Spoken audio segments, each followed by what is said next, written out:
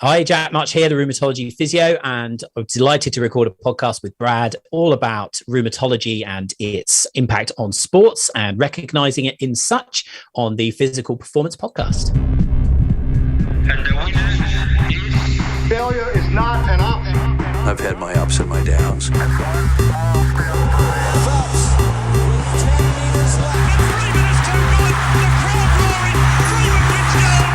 I think it's an absolutely breakthrough experience. Welcome to the Physical Performance Show, the show designed to inspire the pursuit of your physical best performance. I'm your host, Brad Beer. Listen in as we delve into how the world's top physical performers achieve their success, as well as the highs, the lows, and the journey of getting there. Let's get ready, set, let's go. Welcome to episode 343 of the Physical Performance Show, brought to you by Polar's stunning new generation running watches, the Polar Pacer and the Polar Pacer Pro, and Pogo Physio's online telehealth consultations, helping you get back to your physical endurance sporting best. I'm Brad Beer, sports and exercise physiotherapist by trade and training, and founder of Pogo Physio. Each week, we bring you the latest and greatest information and inspiration designed to help you perform at your physical best. Of course, we do this across a range of different episodes, interest editions, learning sketch episodes, coaches' corners, featured performers, and expert editions. And off the back of last week's Coach's Corner episode featuring Australian distance running coach and sports scientist Dick Telford, get ready for some learnings today from Jack March, Rheumatology.Physio, exploring a much-needed topic here on the Physical Performance Show, and that is rheumatology in sports, the diagnosis of, management of, and scientific hows and whys.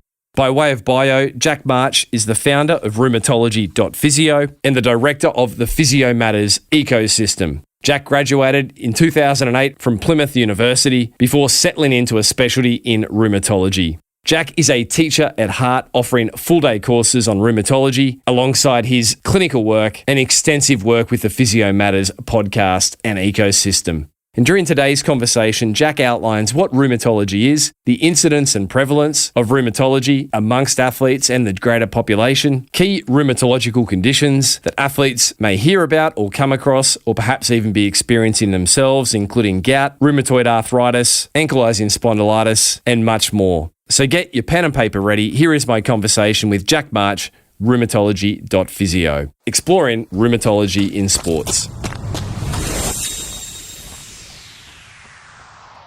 Jack March, Rheumatology.Physio, welcome to the Physical Performance Show. Thanks, Brad. Delighted to be here. I haven't been a guest on a podcast for a hot minute, so it's nice to be back on this side of the microphone.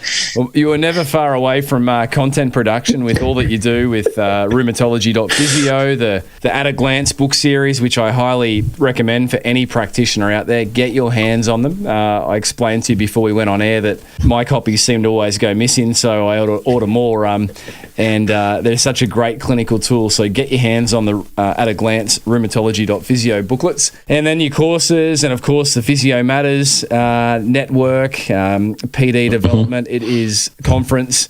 You are one busy practitioner. Yeah, it's non-stop. But Jack, I mean, as per your bio, you graduated in 2008. But before we dive into this exploration of rheumatology in sports, what was the catalyst to have you, for want of a better term, specialize in the field of rheumatology as a practitioner, as a physiotherapist? Yeah, it was luck rather than judgment at the time. I was working in the NHS. It was about 2011, something like that. And I'd done my sort of junior rotations and wanted to go into MSK, but couldn't get a job in MSK. There just weren't any available. A job opened up in the rheumatology department in the hospital I was working in.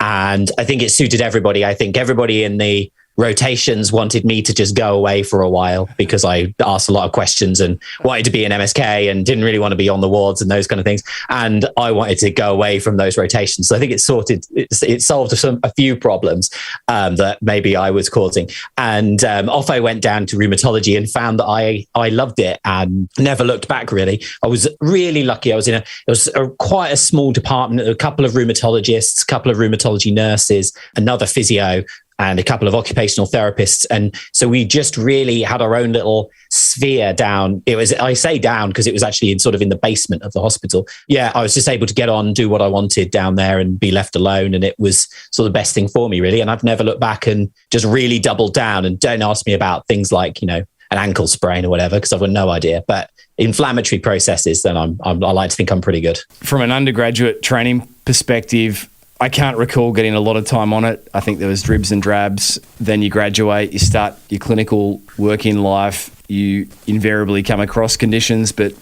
who knows how many cases, presentations you miss along the way. I'm 16 years in as a clinician, and not by 1 minute would I sit here and attest to feeling super confident in this area. I feel like that sentiment is probably shared across the board by many practitioners. Yeah, absolutely. And, I remember, same as you, you said 2008, didn't I? So my 14 years out, I think I had about an hour on rheumatoid arthritis, something like that. And then, I didn't really see a lot of it afterwards. I always start my courses. I made this slide, which is, I call it a complexity slide, and I overlap a lot of the conditions. And that's one of the real challenges is, one, you've got to know they exist. 2, you've got to know what they look like. And 3, some of them look like each other. So it's a really challenging area. And within MSK and sports, a lot of these conditions, they present with what we see really commonly. So one of the questions I often ask people is, put your hand up if you've seen a back pain patient in the last few weeks. Put your hand up if you've seen a tendon pain patient in the last few weeks.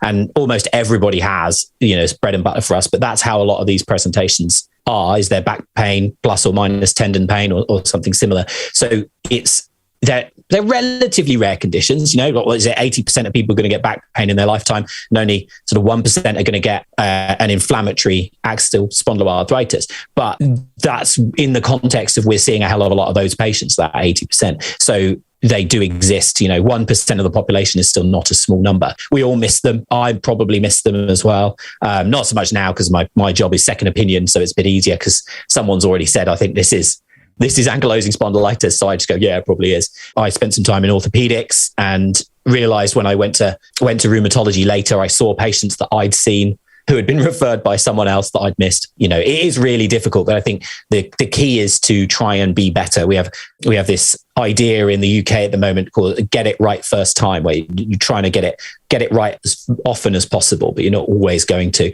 And these conditions are masqueraders. That's why they're difficult to pick up, because like I say, they look like a back pain patient or a tendon pain patient or a person with tendon pain. So they are really difficult. So having established that they can be missed, they can be difficult to detect. When we talk about rheumatology, what are we actually talking about? Yeah, hugely broad spectrum of a specialty, really. A few various definitions. You could include, say, rheumatology looks after sort of autoimmune diseases or autoinflammatory diseases, to be pedantic. But then you have things like osteoporosis and gout, which are more sort of a metabolic disease, osteoarthritis as well.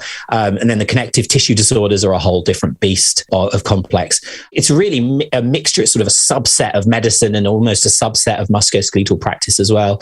And then you get into things that are, we physios and that aren't going to be worried about, or going to see things like vasculitis types and really complex sort of diseases. And we won't see, they just don't present with musculoskeletal issues. So a really broad spectrum. Rheumatologists as a breed are an amazing set of doctors. They just know so much about loads of different body systems, really clever people. And I think that's, again, it feeds into the complexity of managing these things, because it's not that you just need to know, oh, okay, I've seen this tendon patient, I need to know that this might be psoriatic arthritis, but you're also needing to understand with psoriatic arthritis, you need to know about the skin, you need to know about the eyes, you need to know about the gut. We can talk about that as we go through. So you need to have this real understanding of other body systems. And I think that's a really fascinating situation to be in. The statistic I always quote, I think from the British Society of Rheumatology, is about 240 disorders that come under rheumatology as a specialism. And those disorders have subsets of their own within them. So, you say rheumatoid arthritis is a disorder, but there are various subsets of rheumatoid arthritis as well. So you can make it as complicated as you like, which is super fascinating. Probably where I get my rocks off with the nerding out and being super specific and pedantic is always fun. I mean, in some ways it's nice to be able to be specific, even if there are 240 potential disorders coming under the rheumatology umbrella. So, I mean, as you said there's autoinflammatory diseases, there's metabolic conditions, there's connective tissue disorders, there's a whole tree, if you like, of potential presentations. In terms of incidence prevalence, you mentioned that 1% of the population would have an inflammatory spondyloarthropathy. So, as you say, 1% of any population isn't insignificant. Why is it important, Jack, that to the best of health practitioners and patients, people's abilities, that these conditions are picked up versus missed? Like, what are the consequences we may be talking about? Yeah, so the main consequences there's sort of short, medium and long-term consequences really. But if you look across the spectrum of these disorders, I usually use rheumatoid arthritis as a proxy for these because it's the best researched, but the statistics roughly play out on the others as well. The longer the delay to diagnosis, so from the onset of symptoms or the onset of disease, I should say, to diagnosis, the longer that period is, basically any outcome measure you can think of is worse with the longer you wait. So things like degeneration on imaging, blood results, use of medication, use of imaging, use of other healthcare resources, likelihood of staying in work,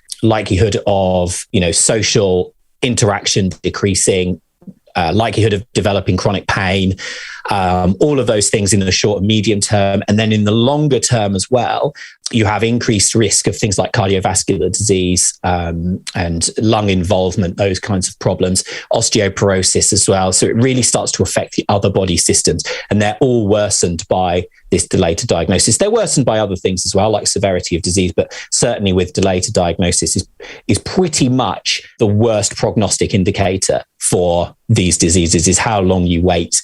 And, the data would show for something like ankylosing spondylitis, people wait an average of about 8.5 years to diagnosis from the onset of symptoms, which is just an extraordinary period of time. And unbelievably, we're not improving either. So data from 2020 is the same as it was in 2010 and even slightly before that. It's still about the same duration of time. Other things have changed. We're picking more people up. So the more complex presentations or the more subtle presentations are being picked up, which is what's holding the delay. But so it's not like the number of diagnoses is going up, but the delay is staying the same because we're now picking up the more subtle ones, and improvements in imaging. Those kind of things are helping with that. But still, this really extended period of time. Lupus, somewhere between 6 and 10 years delayed to diagnosis. And these are really young people we're talking about as well. So lupus and ankylosing spondylitis, for example, you're looking at a peak age of onset between 20 and 40. So these are young people. They want to start families. They want to have jobs, those kinds of things. And we're interrupting that for a significant period of time and not treating them. The other statistic that I often quote, this is UK based, and I don't have data for other areas of the world, but on average, they're seeing about 6 clinicians before they're diagnosed. So you can easily see how that might happen. You go and see your general practitioner. They refer you to physio. Physio doesn't really work because it's not it's used mechanical as a catch-all for the minute, not a mechanical problem. So they send to someone like a extended scope therapist who doesn't really know, who sends it to orthopedics, and it racks up pretty quickly until someone joins the dots. So that's a lot of people to go through, and you can imagine the amount of time and resources patients are spending on that as well, opportunity cost, etc. So really, we're really not serving this population brilliantly. There's been really good strides in some of the diseases, rheumatoid arthritis, for example. That weight has come right down, and we're seeing outcomes massively improve because of that. So if we can get that across the board, then we'll do much better. Rheumatoid arthritis, admittedly, is slightly easier because it tends to present in a slightly more obvious fashion. But these other, especially the spondyloarthritis, things like psoriatic arthritis, ankylosing spondylitis, much more difficult to pick up. So, Jack, a fair bit there. The consequences, short, medium, long term. It's important. The gap between the onset of symptom presentation or disease presentation to diagnosis matters. We want to try and shorten that interval as best as possible. And I guess unlike musculoskeletal ailments, bone, tendon, joint specific pains where I guess the impact is impairment and disability or an impact on function. Rarely are those conditions causing systemic long-term detriments, whereas this is different with rheumatological presentations. Undetected, bone health can be affected. Correct. Skin health. So and then the delay to diagnosis, staggering 8.5 years for something like AS, 6 to 10 years for a condition like lupus, and the clinicians involved along the way might be up to or greater than 6, which is remarkable. Jack, you said at the start, it's important to know what exists, like what conditions actually exist. You mentioned that there can be 240 disorders under the umbrella of rheumatology, but what are some of the more common ones that the population out there, coaches, practitioners, athletes would be coming across? Should we start most common and then work down? Yep. So most commonly you'd look at something like osteoarthritis, osteoporosis. We can ignore those a little bit for the purposes of this. They're not necessarily inflammatory or they're slightly different. The most common one we would say is, truly inflammatory driven would be gout. So that's probably the most common. It does vary over the world, but generally looking about 1 in 14 men, 1 in 35 women are going to get gout over their lifetime. And then you go to something like rheumatoid arthritis, which is about 1.5% of the population are going to get rheumatoid arthritis over time, over the sort of course of their life, dropping down to axial spondyloarthritis, depending on where you look, somewhere between 0.6 and 1% of the population. And then you've got more of a peripheral spondyloarthritis, so something like psoriatic arthritis, where you're looking at around 0.5% of the population. And then you start to really drop into the connective tissue disorders, lupus, Sjogren's. And again, they have different prevalences around the world and with different sort of ethnic groups as well. But you're sort of looking around sort of 0.2% of the population. But so still not insignificant numbers, but they are dropping. Then you make up all the other stuff, which, as musculoskeletal clinicians, if they are presenting with musculoskeletal symptoms, we would probably diagnose them with one of those conditions I've just mentioned, and we might just be a little bit wrong. But as soon as you start going into some of the other stuff, it ends up being so difficult to differentially diagnose because we're just not going to see so many of them. And you've got to think like the way the inflammatory system is driving the symptoms is roughly the same. If you really zoom in, it's different, but it's roughly the same. You're getting this inflammatory reaction against your own tissues. In the end, it starts to look very similar. You've got inflammatory process. It's red, it's hot, it's swollen, it's stiff, it's painful, and a lot of the symptoms end up being very, very similar. So pulling them apart becomes difficult, and this is why rheumatologists are so great. And then there's a lot of other organ type involvements that we just wouldn't be so up to date with. It's just not part of our skill set really. And then a lot of it sort of starts to come down to bloods and those kind of testing, which again is outside of our remit. So I sort of teach that level where I go, those are the conditions we're going to look for. Sometimes we might be wrong, but we'll have caught an inflammatory condition, and that's sufficient. Because the other thing is as well, as soon as you start to go into some of the complexities of things like blood testing, it's just so intricate that it's just not our place to be worrying about. We just need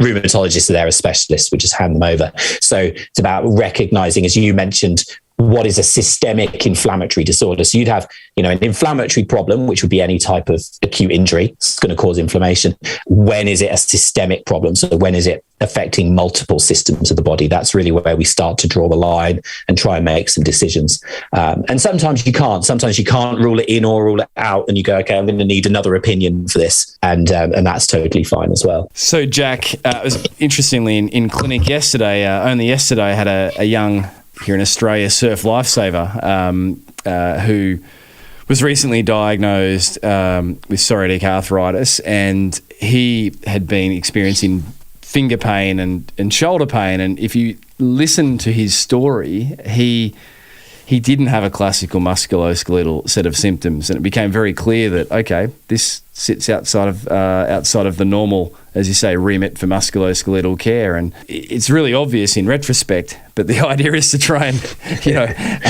be on the front foot. So is it okay here, Jack, if we just sort of touch through some of the signs and symptoms of each? Gout, 1 in 14 men, 1 in 35 women, you mentioned it can affect. Most people have heard of gout, but and immediately probably think of the swollen big toe or toe. What exactly is it? What do we look for? How does it treat it, etc.? Gout's really interesting. So what you get with gout is a very acute onset. And the key thing to be listening for is that most of the time, if you've got your first attack, most of the time it's going to start in the night. So people wake up in the middle of the night and it's classically their big toe. It's really hurting. It's woken them up and then it escalates over a few hours. A lot of them end up going to A&E. They think they've got a fracture. It's really severe, worst pain they've ever experienced. And then what will happen is, let's say they don't do that, they just leave it alone. It tends to last a few days and then it will settle off. So what you tend to see as an MSK therapist is someone will come in and they'll go, this is the third time this has happened and I don't know what. It's really painful for a few days and it just goes away. First few times, went away after a few days, so I just left it. Sometimes that will then go to other joints. So they might have an attack in their ankle or their knee or their wrist or something. So it's really classically that onset in the middle of the night. You get this redness, heat, swelling, obviously the pain. Sometimes they'll struggle with weight bearing. A lot of patients I've seen, like I say, they think they've got a fracture, a stress fracture, or or some sort of injury. And as you just mentioned with your surf guy, you go, okay, well, what happened? And they go, well, I don't know. I just thought it was injured. Or if they think they've got a stress fracture, they've not had any change in mileage if they're running or increase in intensity, that kind of thing. So it's a really, you've got to try and marry up what you're thinking the diagnosis is versus what the onset was and how is that different. I remember classically a chap I had, he was a CrossFitter and he was like, I think I've got a stress fracture because we did a load of box jumps on Friday and then I woke up in the middle of the night and it was really, really painful. My toe was really, really painful. And I was like, well, is that normal? And he's like, yeah, I do box jumps all week. It's like, well, it's not really an increase in volume or load or anything. And also a stress fracture in the big toe. I was like, that doesn't really make any sense. So you start to make these connections. A lot of patients will have a family history of gout as well. That can help make sort of the connection. But sometimes they are quite young. We mentioned 1 in 14 men. It's any time after puberty they can get gout. Women, it's any time after the menopause. Interestingly, estrogen seems to be protective. So men tend to be a bit younger, though women tend to be a bit older. But like I say, you quite often see a few attacks before they actually come in to see the therapist or the general practitioner or something. What causes it? And does it tend to just be several bouts in quickish succession, or can they be spread apart? Yeah, so what causes it? It's a couple of types of gouts. You have regular classic gout, which is caused by uric acid crystals forming in the joint, and then the inflammatory system reacts against those uric acid crystals. There's also pseudo gout where you don't have those crystals, and that can be caused by calcium crystals instead. So chondrocalcinosis is one, but it's relatively rare. Again, we would probably just all assume it's gout until proven otherwise by somebody else. You would classically, gold standard would be to aspirate the joint, and then you see the gout crystals under a microscope. The other way of doing it would be literally to treat it with colchicine, which is a urate lowering therapy in the short term, and then symptoms improve. And then long-term management, you go on to allopurinol, which is a urate lowering therapy. So it brings your uric acid level down. So a few ways it sort of manifests itself, really. You can either have an excess of uric acid, and that comes through things like diet and drinking too much alcohol, smoking, those kind of things. But also you could have a slightly different process where you as an individual just aren't as good at filtering out uric acid as other people. So you end up with this excess amount. So it's not always related to diet. That latter type of person, they often have a family history. Their father had gout, their uncle had gout, their brother has gout, and it's quite an easy diagnosis. But really fascinating condition as to why some people react to. You have some people with really high uric acid levels never get gout, and other people with normal uric acid levels, and they get it. And to answer your question about the attacks, again, it's completely individual. Some people have them week after week after week after week, and other people will have one. 10 years later, they have another one, and probably depends on little amounts of change in their uric acid, but also whether their inflammatory system's raised. So You might have this slight increase in uric acids in your system or in your joints. You become unwell, or you're exposed to something. Your inflammatory system's slightly raised, so it's ready to react anyway. That's what triggers the flare up of gout. So really quite individual process. And the medical route, the medication for those that aren't as good as filtering out uric acid, would that be, I guess, an ongoing need to use that medication? Yeah, what a lot of people do. So you go onto the allopurinol, bring the uric acid levels down. I slightly simplified that, but what will happen is then people might not flare for a year, 2 years, 3 years, trial coming off allopurinol, and then not get any more flares. So they're quite happy. Other people will just flare immediately as soon as you take it off. So then they go back onto it. So it can be a long-term thing. You can improve your lifestyle factors. So not smoking, not drinking so much alcohol, not eating so much processed food, lowering BMI, especially abdominal fat, can help as well to reduce the risk of flaring and reduce that level of uric acid. So there are some things that can be done in the meantime to try and reduce the risk of flare up as well. But most people will end up on some sort of urate lowering therapy for a while to stop those attacks from happening. And it will classically happen in the big toe or anywhere else? Yeah.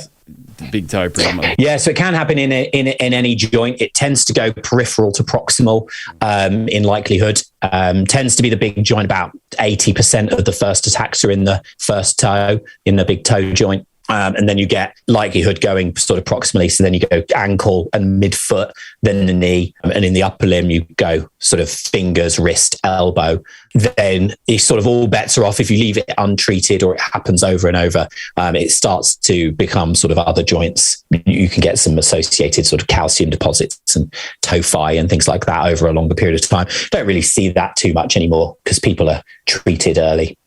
So they don't tend to get those onwards ones. You know, it would be relatively rare that someone's first attack is not the big toe. I've seen a couple in the knee, but mostly it's the big toe. Okay, so that's an important consideration and something to be aware of. Gout. Thank you, Jack. Rheumatoid arthritis. You mentioned it can affect up to 1.5% of the population. What are the telltale signs of rheumatoid arthritis, Jack? Yeah, so you're looking for a classic inflammatory pattern. So we talked earlier, redness, heat, swelling, pain of a joint. They tend to be the small joints. So you look at the MCPJs and the MTPJs of the knuckles of the hands and the feet tend to be classically the first ones affected.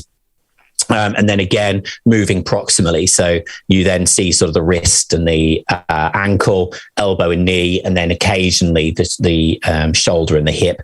But as people go through their disease duration, it tends to affect more and more joints.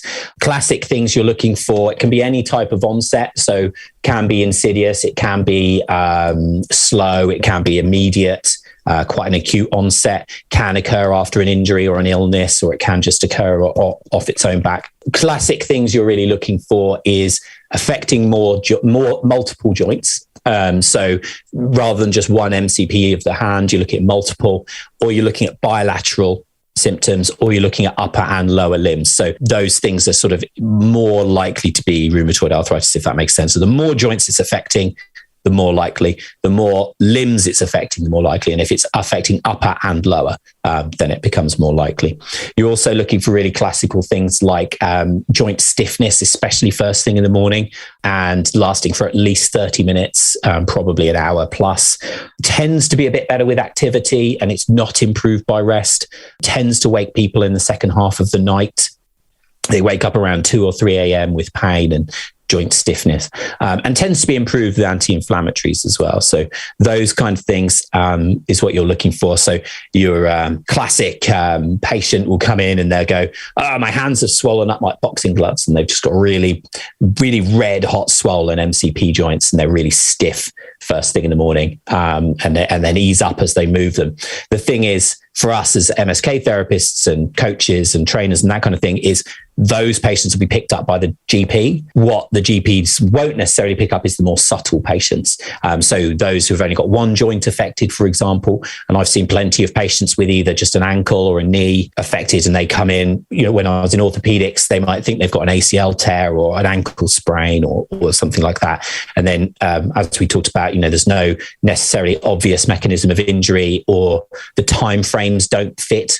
So, you'd be surprised if you see an ankle sprain still very red, hot, swollen after 3 months. You'd expect that to have settled down, but also it wouldn't be better with activity. You'd expect that ankle sprain to be better with your leg up on the sofa. So those kind of things can really help you out. That's sort of the classic presentation, really. And the pain worse in the second half of the night, Jack. What's the physiological driver for that? Is it cortisol levels, or what's the... So the best explanation I've sort of found so far is when you go to sleep, most of your body systems take a rest and sort of reduce down a little bit. And then around 2 or 3 a.m., they kick back in again, ready for you to go out, explore the world and be exposed to stuff. And your inflammatory system does the same thing. So it has a bit of a rest, then it kicks back in again, and suddenly it's affecting the joints again. And that's what wakes you up, because you've had this sort of lull and then this kick back in again. As for the physiological cause of why the inflammatory system goes down and then back up again, it's not really something I've managed to get to the bottom of, not in any simple manner anyway. What I've worked out is the inflammatory system is, we're taught an extremely simplified version. And then when you start to talk about to a biochemist, you realize you don't really know anything about the inflammatory system. I remember learning about neutrophils and T cells and stuff. And then you talk to a biochemist and you realize there's about 50 types of T cell. And I just glaze over and give up, and I'm like, okay, fine.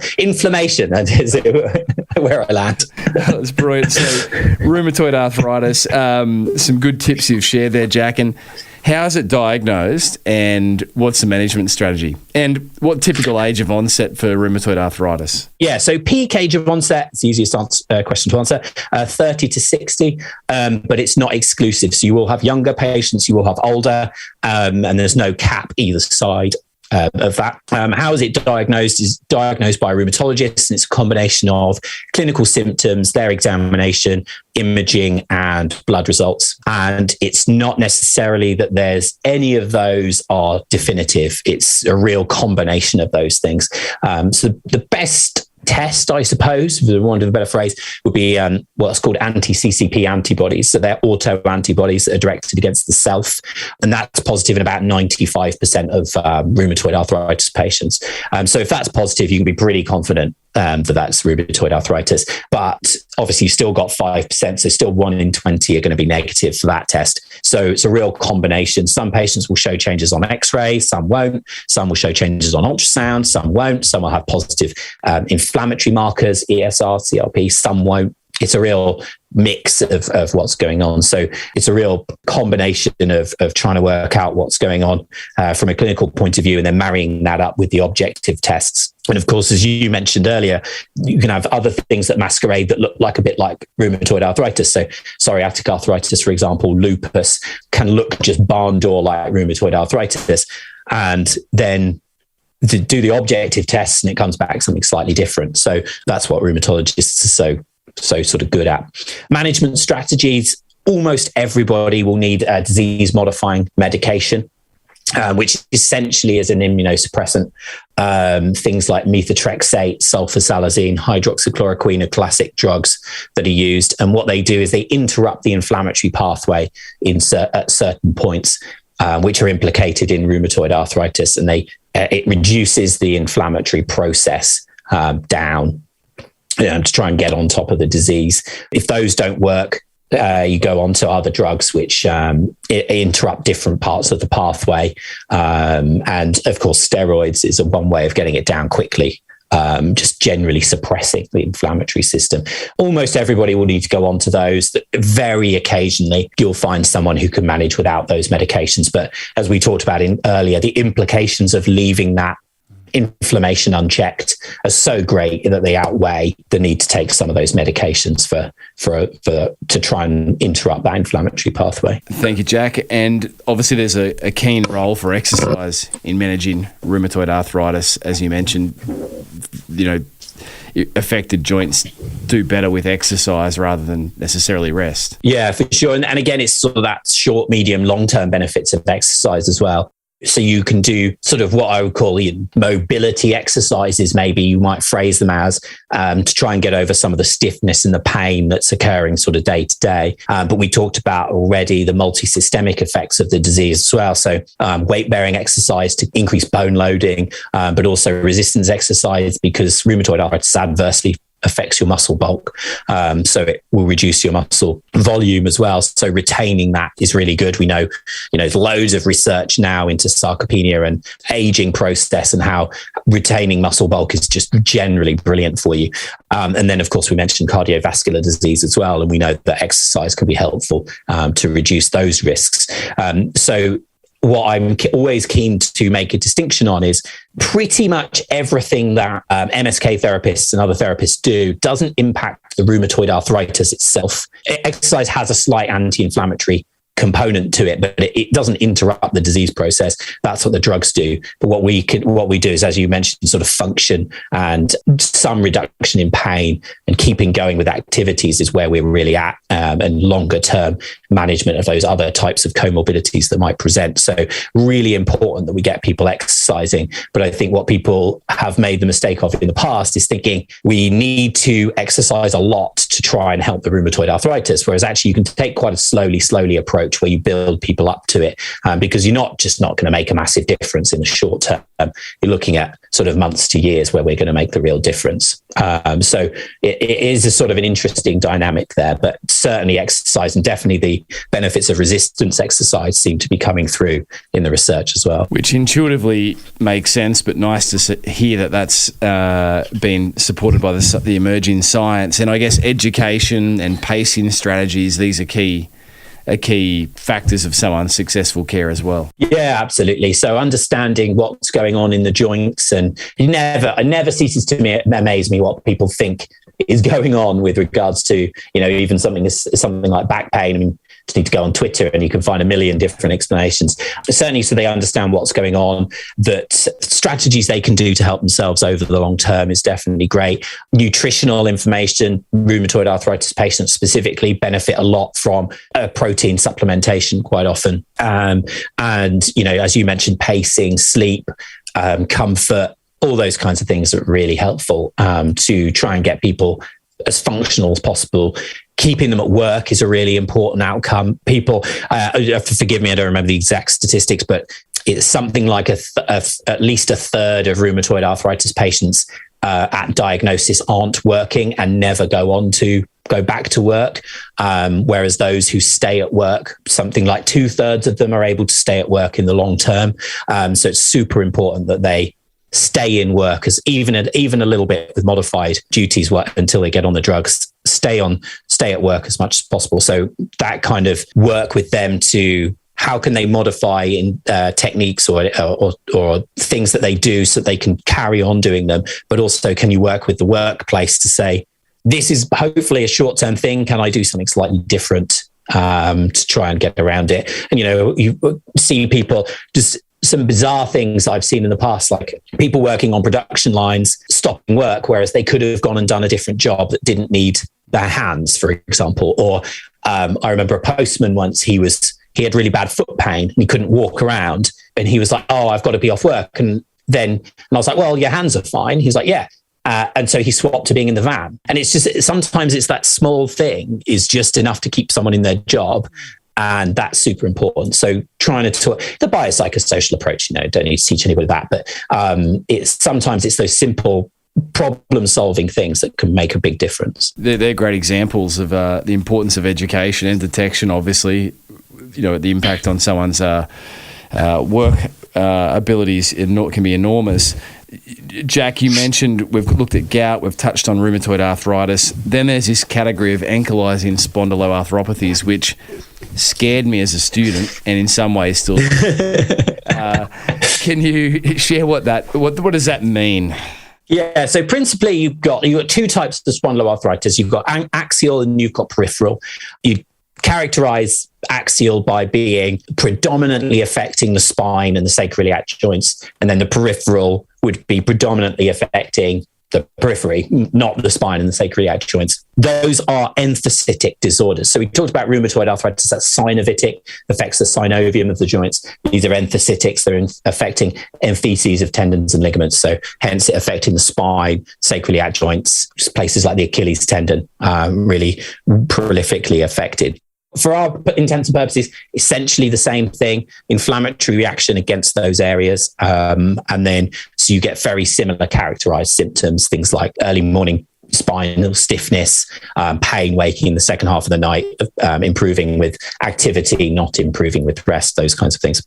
What's really difficult is obviously they're in the mix of all of these back pain patients. There's a big move, scares you, scares me, big move to stop investigating so much for the sort of back pain, for example. We just don't need to use so many investigations, but that can lead to non-investigating these patients who need investigating. So it's really important to be able to pick up those characteristics.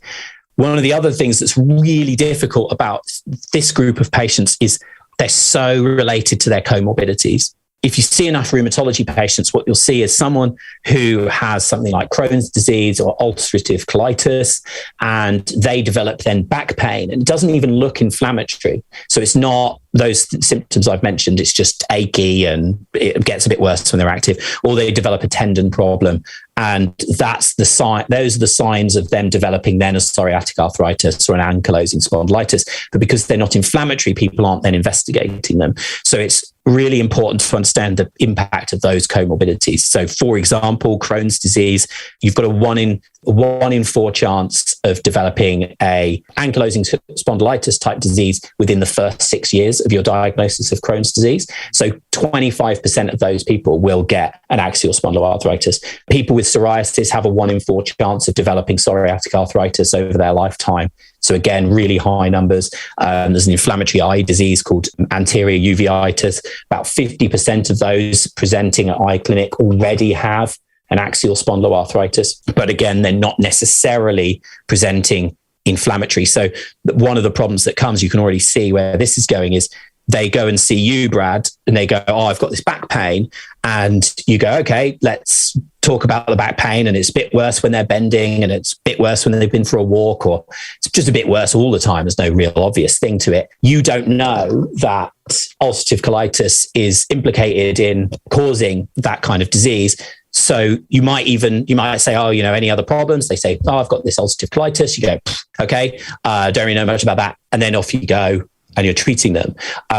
Whereas actually it's about understanding how those things build into this clinical reasoning process.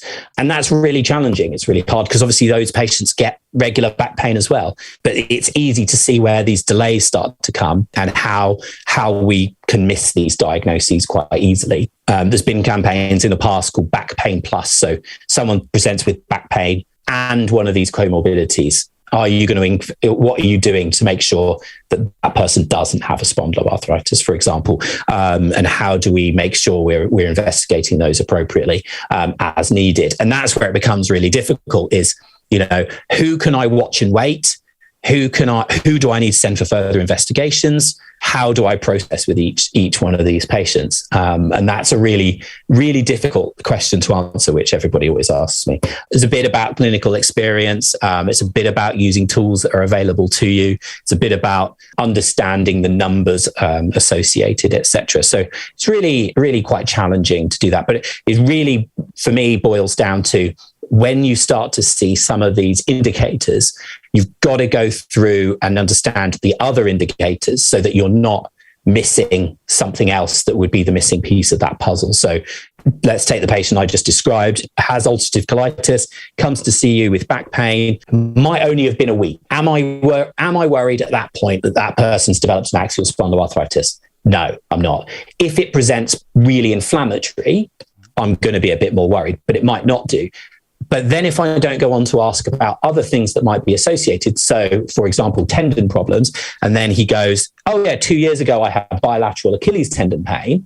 Now I'm worried because that's related, because it's potentially an enthesitic issue. Then you go, and this is where these delays come from. So he's seeing you, this is none of your fault at the minute that he had Achilles tendon problem 2 years ago with ulcerative colitis, but technically his symptoms might have started 2 years ago. So we're really starting to see how those things sort of build up. And you've got to know, we've got to know about these histories. I liken it a bit to the Corder-Equina syndrome type questioning. Every back pain patient that comes in, we ask about weird things like sexual function and whether they can go for a wee properly and all these kinds of things. And the answers are no so often that how many times do you get answers that are yes to that question, but we still ask them? And I think that's where we need to go as MSK therapists, is understanding in our past medical history. We need to ask all our back pain patients, have they had ulcerative colitis, or do they have a family history of that, psoriasis, anterior uveitis, those kinds of questions. It might not be that you do anything about it at that minute, but in 6 weeks' time, they're not improving as you'd expect to, or something else has arrived. I remember I had a patient once who, before I worked in rheumatology, was treating for their back pain, and about 4 weeks in developed bilateral Achilles tendon pain for no apparent reason. And that's because they had an axial spondyloarthritis. That was the missing piece, because we managed to keep it evolved. I have to admit, that wasn't me that picked it up, but I was a colleague that at the time told me. But those kinds of things that we need to keep an eye on and make sure that we're not missing.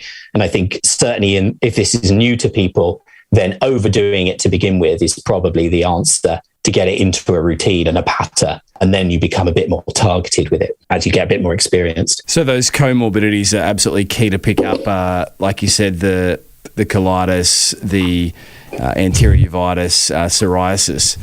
I guess one of the challenges is we could ask patients, people, athletes, if they've had any history of those conditions, and many would say no, because they don't know what that is or what they're looking for. It's never been diagnosed. Absolutely, yeah. I always remember classic. One of the first patients I ever had as a qualified physio, I said, have you got diabetes? And they said, no. What drugs are you on? Metformin. It can always, that can happen sometimes, especially, if we're talking about athletes, especially younger athletes, they don't know that, and they have to. Sometimes I've sent teenagers away to ask their parents or obtain medical notes, that kind of thing. It is important. Sometimes you don't get the information you need. That's just sort of the way of the world, really. And hopefully that comes up later. Or I've had patients before, I've asked them, any family history of X, Y, or Z? And they go, no. And then they come back the next session or ring me and go, I was thinking about it. And I asked my dad, and it turns out he has X, Y, and Z, or my brother has it, or whatever. And sometimes people will say, they don't go into detail, do they? And with their family members or friends or whatever. And they just say, I've got a bit of a tummy problem, or I've got some arthritis. And then once you know what you're looking for, suddenly they realize, my dad has psoriatic arthritis. I just never knew because I never really talked about it. And then that's suddenly you go, okay, there's the information we were looking for. Now it starts to make sense. Yeah. So things like psoriasis, what are the things to look for there, Jack? Yeah, so don't proclaim to be a specialist in psoriasis for sure, because it's skin disease. So anybody already diagnosed with psoriasis makes life easier, but you're really looking for dry, patchy areas of skin.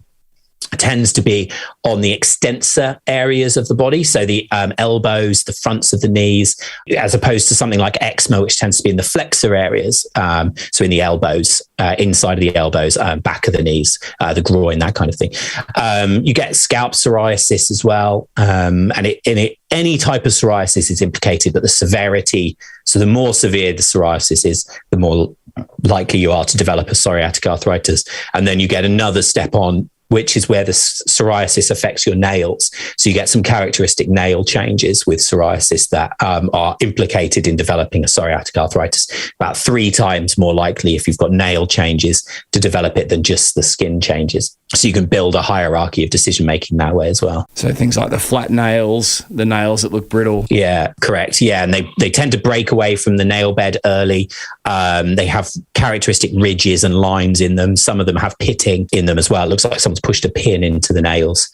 That's much more likely to. So, we talked about clinical decision-making. If I had someone with a tendon problem of any type and those nails, I would want psoriatic arthritis ruled out, regardless of the mechanism of onset, regardless of all the other information. That would be enough for me to say I need that ruled out. I might treat them at the same time, but I'd still want to get that investigated. Gosh, such great information. And at the risk of sort of doubling down here on these comorbidities, but ulcerative colitis, Crohn's, what things are people looking for there as signs, potential signs and symptoms? Yeah, so usually those would be diagnosed as such. It would be unusual to have something like, especially like ulcerative colitis, you get some really significant changes in bowel habits, for example, that people usually get investigated. But sometimes you might have early stages and they might think they've got irritable bowel syndrome, something like that. So they get increased frequency, quite loose bowel movements, those kinds of things. I'm usually not too worried if they've been to the GP about it and it's irritable bowel syndrome or something like that, then not too concerned about it. Or if they've been to gastroenterology, it would be unusual for someone to attend a musculoskeletal clinic undiagnosed with those conditions because they are significant. But, if the main thing would be is if they've just started with their symptoms, they might not have had it investigated yet. So that can be a little bit challenging, but usually they are diagnosed. In terms of the anterior uveitis, what are the signs? Mm-hmm. Yep. So anterior uveitis is an awful condition. It's acute onset, really red, really painful, photophobic eye. You get really red eye as well.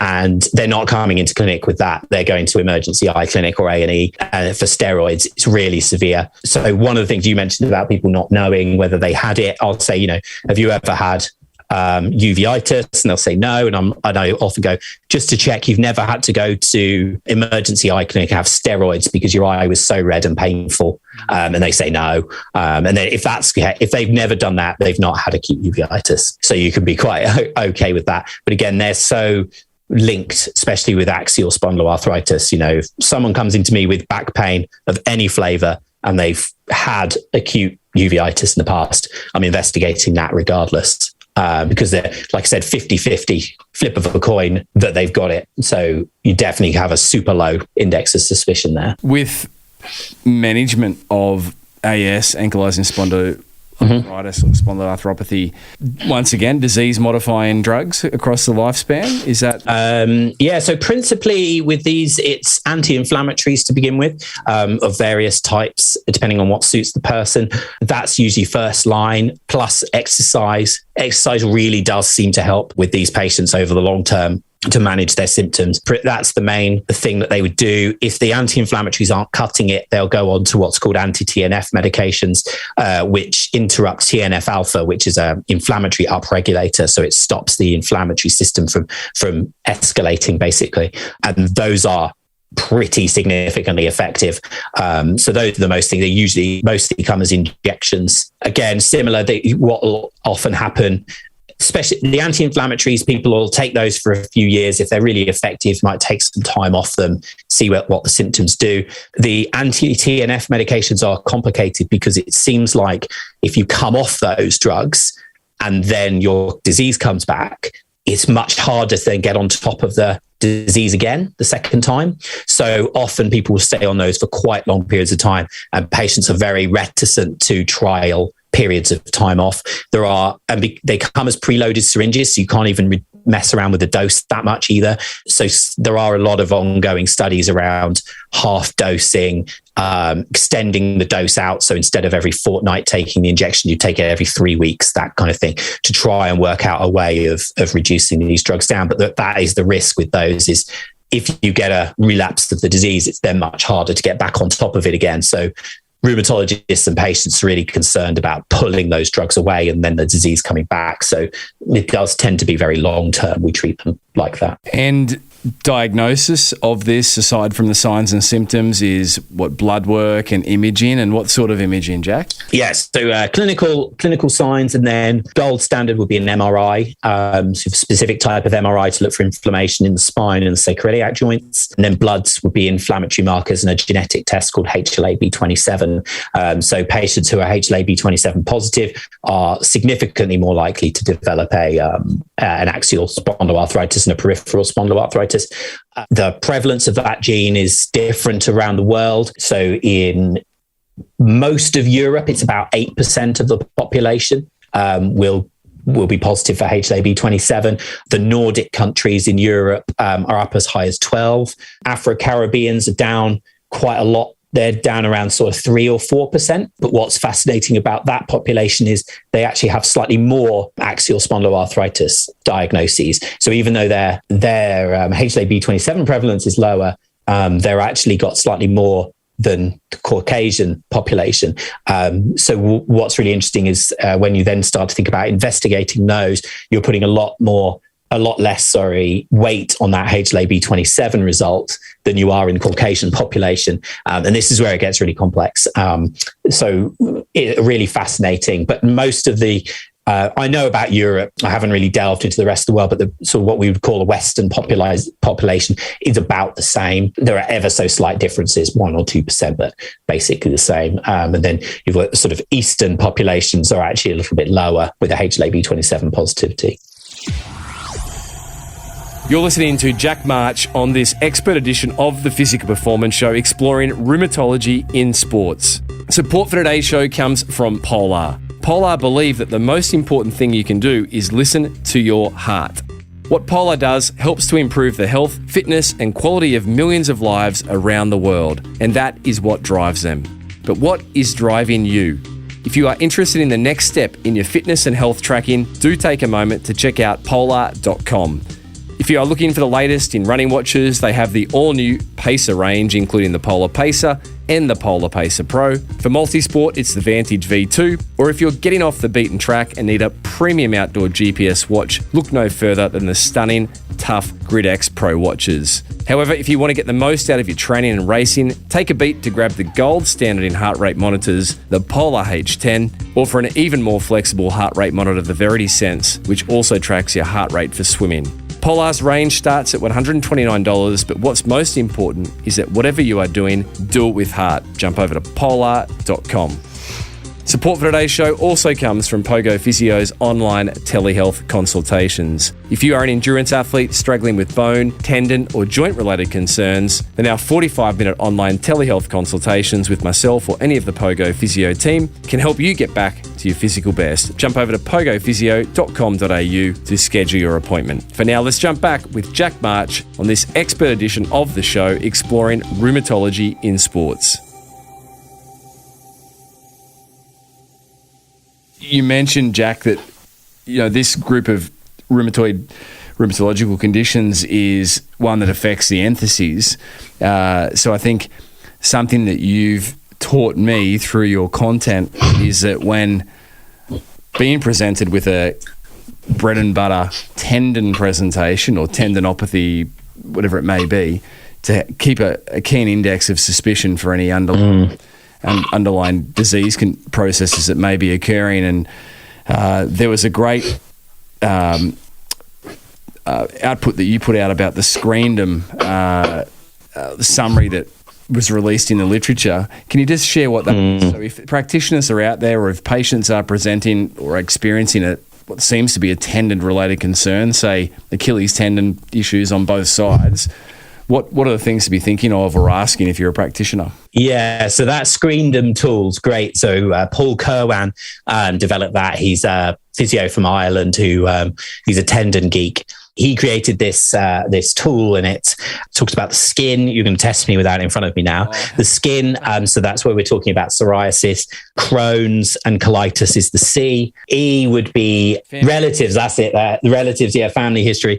Eyes as well. N for nails. D is dactylitis, which is sausage finger, which is the whole swollen digit. And then M is medication effect, and then there's one other E that I've totally forgotten about as well. The E, early morning stiffness arise. That's it, early morning stiffness. Yeah. There's another really good tool as well, which means you don't have to remember, which is the SPADE tool. So SPADE tool. Just type that into Google and it comes up, and it basically lists those things we've mentioned in this podcast, really, for spondyloarthritis. So it'll say inflammatory back pain, uveitis, heel pain is your tendon proxy, colitis, lupus, Crohn's, psoriasis, and they're a tick box as you go down and you tick them. And then what happens is you press show results at the bottom and it gives you a graph of how likely that person is to have spondyloarthritis. So it's a really good way. So you don't have to remember them all if you don't want to, or can't, like me, clearly. If you want to remember them all, and also then give you a bit of weight on your clinical reasoning as to how far up that graph that individual is. So really useful. Just Google SPADE tool, and I have heard you discuss that or share that prior, and I did start to do that, but then it fell off my radar. And one thing I think practitioners don't need to be shy of stating to a patient, Jack, is like, we don't come across these that often knowingly. I'll often say, look, hold the fort a moment. I just need to Google the signs and symptoms of this.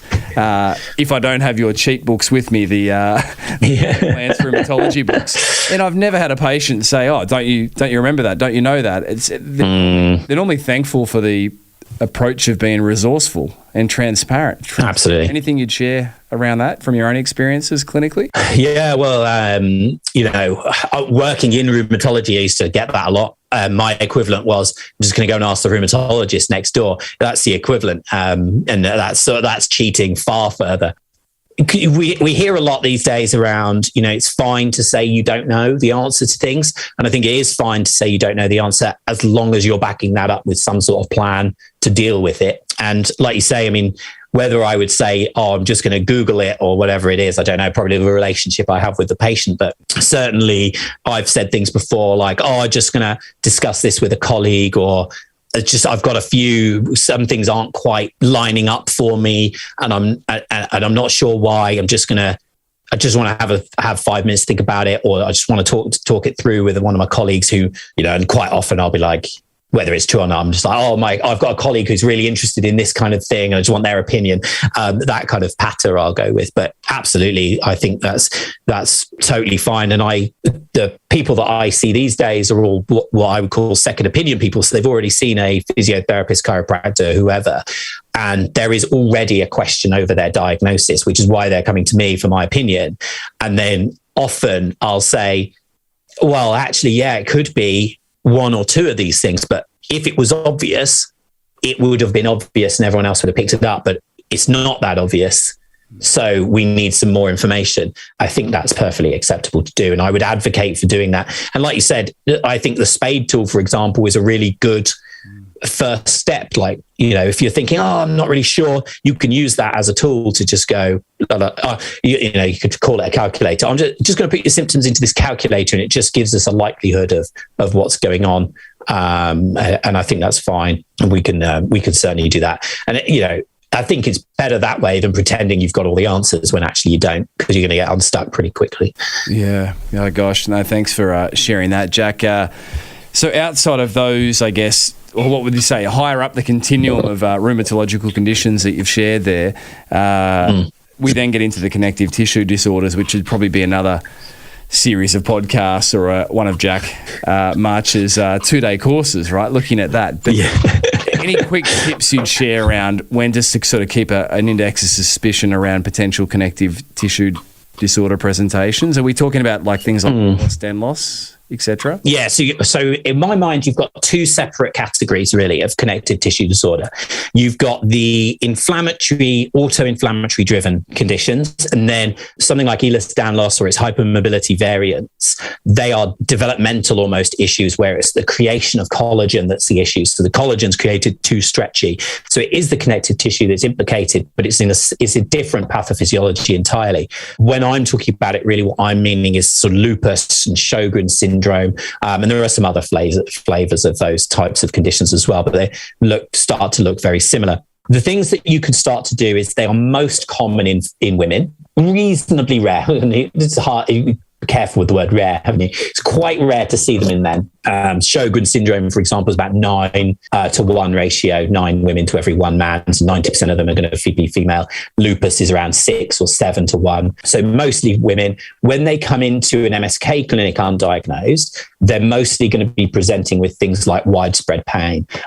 So they sort of descriptors of the MSK problems that they get is sort of diffuse myalgia, so muscle aching, diffuse arthralgia, joint aching. So rather than what we're looking for in the inflammatory sort of arthropathies like rheumatoid arthritis, where we're looking for red, hot, swollen joints, we're looking for want of a better phrase, more of a fibromyalgia type picture. So really, you're looking in those patients who you think might have fibromyalgia or have already been diagnosed with fibromyalgia. And then you're starting to think, okay, let's just make sure we're ruling out a connective tissue disorder. Mostly female. They can present with a specific arthritis. At that point, to be honest, you'll probably think it's rheumatoid and refer it into rheumatology anyway. They're in the right place. You weren't correct, but you got the answer right. Your maths, you added 2 and 5 and made 6, but 6 was the right answer anyway because they're in rheumatology. So we don't need to be concerned too much about that. The characteristic things that you're then really looking for. So lupus, you get characteristic rashes quite often. So the most common type is systemic lupus erythematosus. So it affects the skin, and you get what's called a butterfly rash, which is across the face, the bridge of the nose, under the eyes. And you also get what's called a shawl rash. So it looks like they're wearing a scarf. So it's across the upper chest and neck. And they tend to be reactive to sunlight. So patients will say, I burn really easily, even if I'm wearing sun cream, those kind of things. And actually, it's a rash that comes up related to their lupus. Other bits and pieces that are related to lupus, you can get some other organ involvement. They can have kidney problems. And then the other thing that you can look for is a condition called Antiphospholipid Syndrome, which is a clotting problem. And in women, it manifests itself as multiple miscarriages.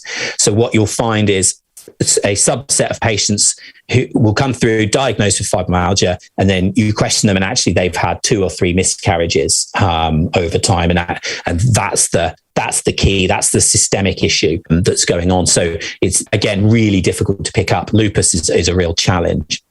But to think about in those persistent pain patients.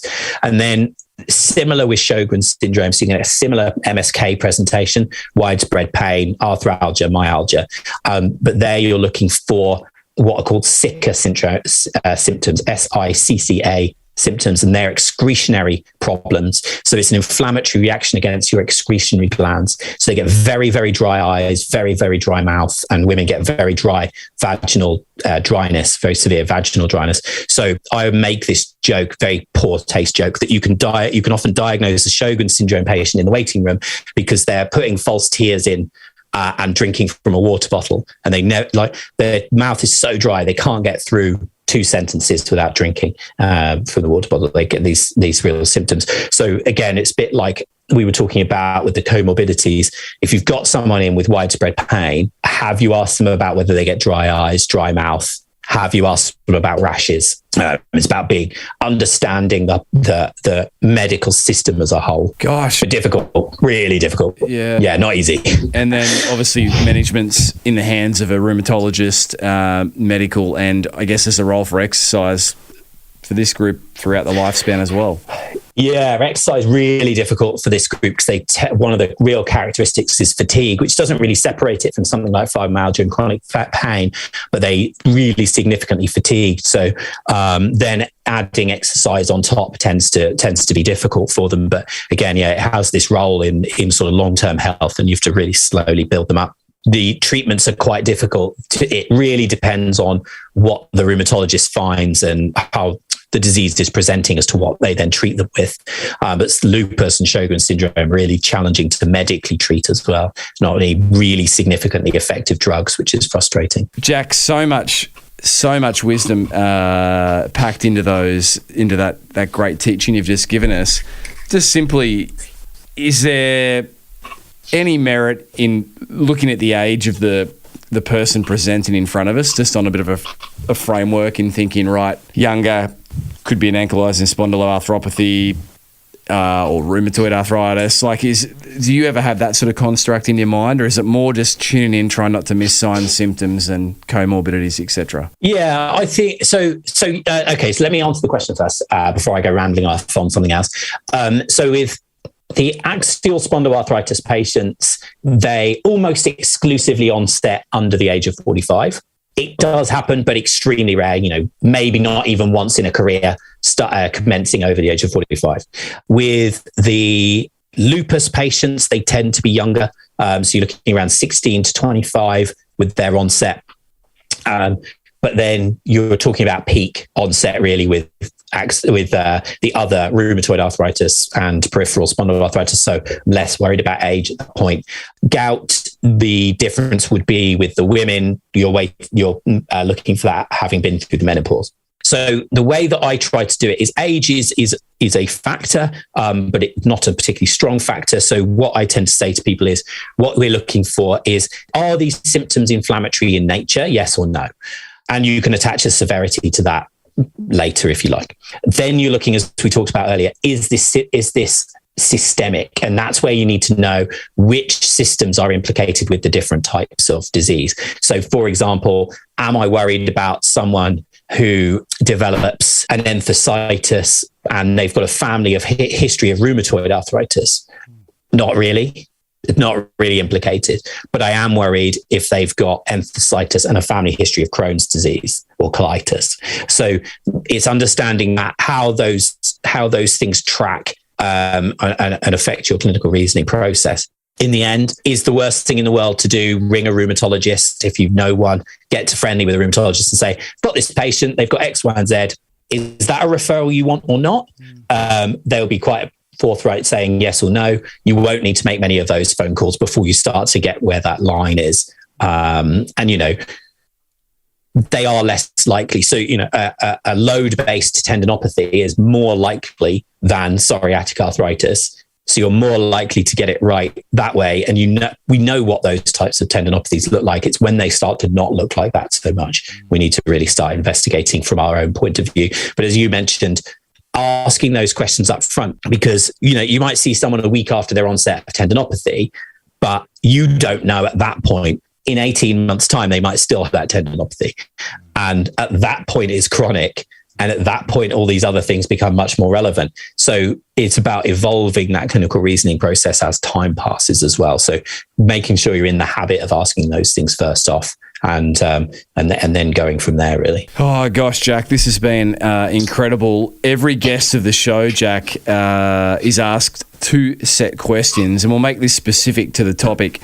If, Jack, you could boil everything you've learnt down across your career to date into one piece of advice to help listeners of this show dealing with a rheumatological condition perform at their physical best, what would that single piece of advice be? I know this is very challenging because it's always going to be contextualised, but in broad terms. Yeah, it's understanding the effect of everything that you do on the symptoms and what that's doing to you in the short, medium, long term. So understanding if you do something today and you get some more symptoms tomorrow, that doesn't necessarily mean in 6 months, a year, or 2 years, you're going to have done yourself any harm. It might even mean you've done yourself some good. And really understanding, if I do this thing today, I go for a run and my feet are going to hurt. Are my feet going to hurt at a 3 out of 10 pain for a day? Or are they going to hurt at a 7 out of 10 for a week? And one of those things is likely to be tolerable. One of those things is likely to be less tolerable. And it's about finding that happy medium. Can I push myself without really putting myself out any extended period of time? There is no evidence that we have that things we do to ourselves will worsen things like rheumatoid arthritis, except smoking, but everything else, exercise-wise, I'm probably getting hit by a bus, that kind of thing. But, if you go for a run, do a marathon, that won't make the rheumatoid arthritis worse. It'll hurt, but it won't make the rheumatoid arthritis worse. And I think finding that understanding in the individual is really key. Yeah, for obvious reasons, although many would say if they've run a marathon, they do feel like they have been hit by a bus, Jack. So yeah, not for me. They can all to go and do that, and I'm not bothered. Jack, every guest of the show issues listeners with a physical challenge for the week. So what is Jack Martin's physical challenge going to be? Not so long ago, Adam Meekins, who most people will know, did a thing where he was doing 100 of stuff every day for a month. I don't know if people remember that. They may or may not remember it. And I tried to do it along with him for whatever reason. And what I found incredibly difficult was 100 air squats. And I thought, that's going to be easy. I thought 100 squats is going to be easy. I got to about 40 and realized my quads were going to fall off. So everybody can do 100 squats. I think that's a great idea. 100 air squats. All right. We'll call this the Jack March physical challenge. And Jack, I was asked this question just yesterday by the athlete that I prior mentioned. And that is, he asked me if I knew of any successful athletes that have dealt with a rheumatological condition across their career. And I work a lot in endurance sports. And I said, well, yes, I know of one of my friends who went on to pick up a silver medal at the World Ironman Triathlon Championships in Kona several years ago, and I listed that athlete as an example. He's dealt with ankylizing spondylitis across his career. But I'll ask you the same question, Jack. Do you know of any publicised cases of successful athletes? Yeah, I mean, obviously in Australian, so cricket, that exists. Michael Atherton had ankylosing spondylitis, and I don't really know much about cricket. It affected the way he dodged bouncers, apparently. So instead of bending down, he leant backwards or something.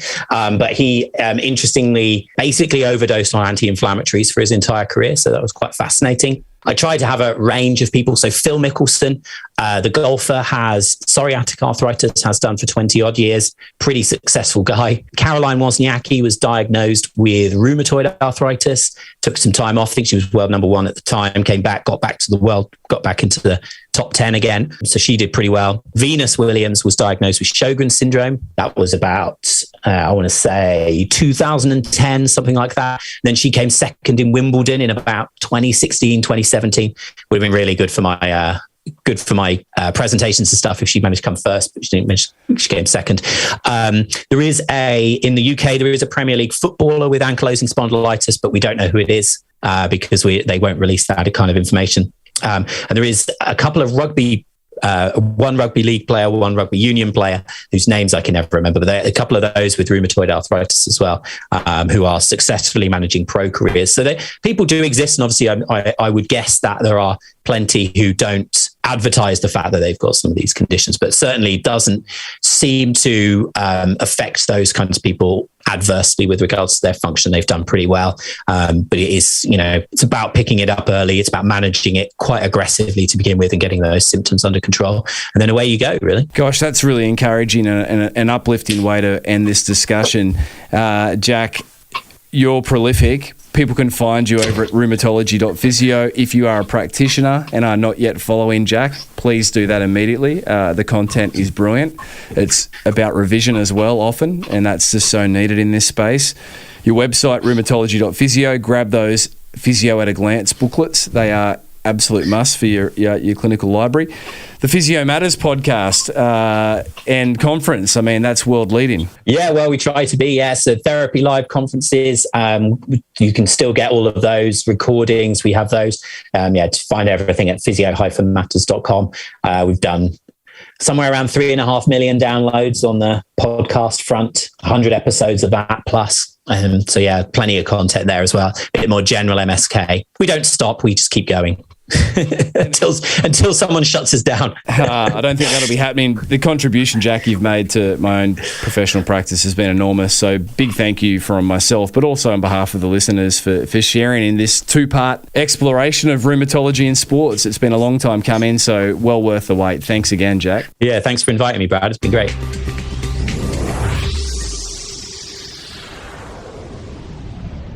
So there you have it, another episode of the Physical Performance Show, episode 343. And I trust and I know that you enjoyed Jack's sharings around rheumatology. It is a big area, one that can be quite overwhelming. I, for one, will be listening back to Jack's sharings on this show many times over with some of those key sharings that he has left us. Now jump over to Rheumatology.Physio over on the socials. In particular, the Instagram gallery is wonderful. And do check out Physio Matters if you are a therapist in the field. And a resource that you must get your hands on are Jack's At a Glance booklets. They are a must physical publication to have in your library as a consulting therapist. Speaking about socials, you can find the show over on YouTube now. Just search Physical Performance Show and don't forget to subscribe. Keep the podsies coming. That's a screenshot of the episode that you're enjoying at any point in time. We'll reshare those. They are always so much fun to see coming through. If you're over on iTunes, consider leaving a rating and review. We see those. They are, like the podsies, motivating, and we're thankful for anyone that has left a review or anyone that posts a podsie. If you have feedback for myself regarding the show, you can find me over on the socials at Brad_beer or drop me an email, b.beer@pogophysio.com.au. A big thanks to the patrons of the show for your practical support. If you'd like to support production of the show, you can do so from just $5 per month. And in return, we'll grant you complimentary access to our entire back catalogue of live stream events, including Dr. Stephen Seiler, recently Rory Darkins, who delivered a wonderful masterclass on positive sports psychology, Shona Halson, who has former shared on optimising recovery, and Rinny McGregor, who has prior shared a wonderful live stream on optimal fueling strategies for the endurance athlete. So jump over to Patreon, search for The Physical Performance Show, and there you can pledge your support. Massive thanks to the great folk who make this show possible each and every week. Daryl Misson, audio engineering, Susan Wilkin, show administration, Matthew Olding, show graphic design, Milan Borrow, videography. So until next week, keep pursuing your physical best performance. I'm Brad Beer, and this has been The Physical Performance Show.